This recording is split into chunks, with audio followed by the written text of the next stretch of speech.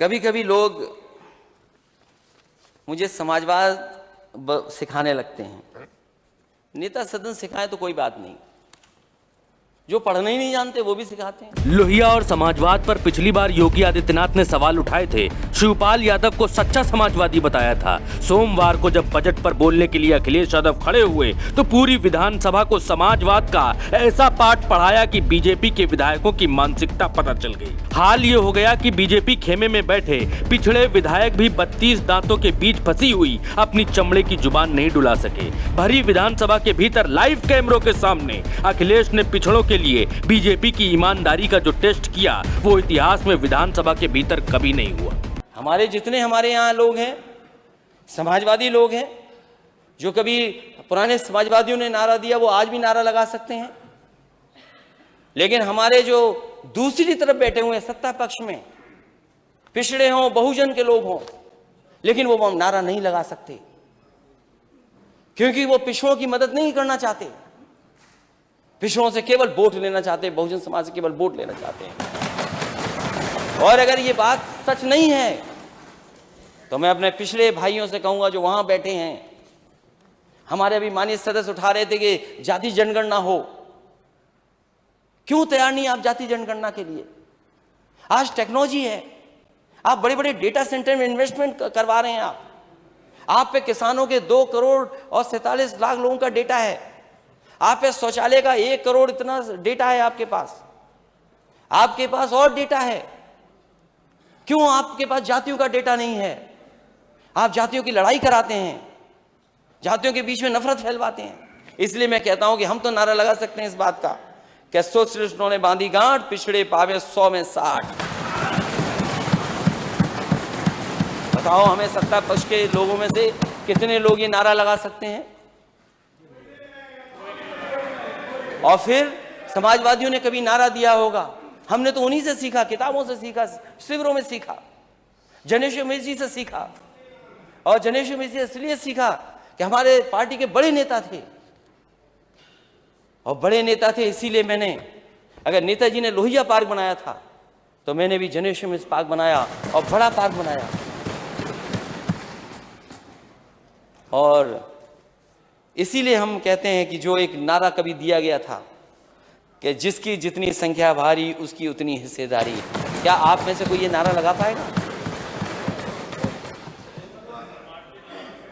और फिर लोहिया जी की आखिर, हाँ की लोहिया जी की बहुत सारे मैं नारे पढ़ सकता हूं, लेकिन जब तक भूखा इंसान रहेगा धरती पर तूफान रहेगा।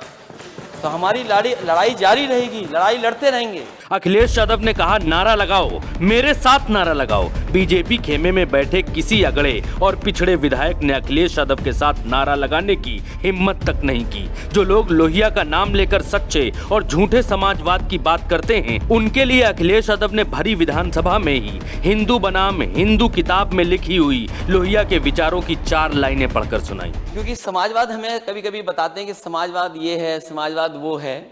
हालांकि हमारे नेता सदन तो जानते हैं समाजवाद के बारे में, और लोग नहीं जानते।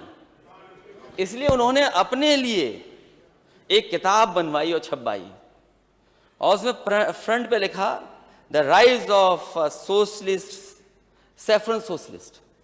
तो क्या गलत है? अगर हम सोशलिस्ट हैं तो क्या गलत है? आप भी तो सोशलिस्ट हो। क्या ये जो किसानों को आप पैसा बांट रहे हो, क्या ये सोशलिस्ट सिद्धांत नहीं है?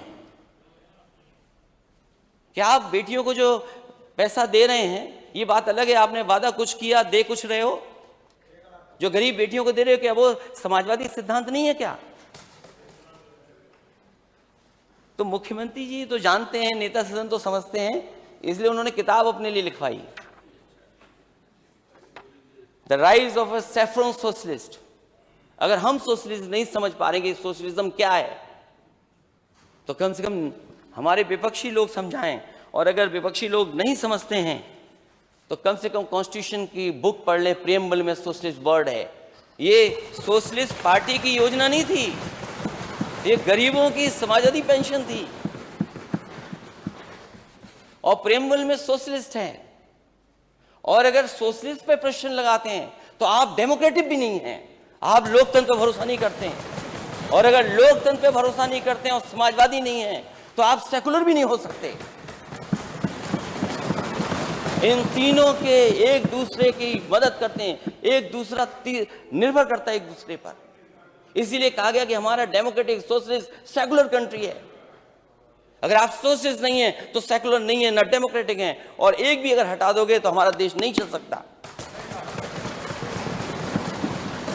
अखिलेश यादव ने विधानसभा में उन लोगों की बोलती बंद कर दी जो लोग बात बात पर लोहिया और समाजवाद का ज्ञान झाड़ते थे। उनको लोहिया और समाजवाद का पाठ पढ़ाया। साथ ही अखिलेश यादव ने बजट पर सरकार को एक एक पॉइंट पर घेरा और पूरे तथ्यों के साथ घेरा।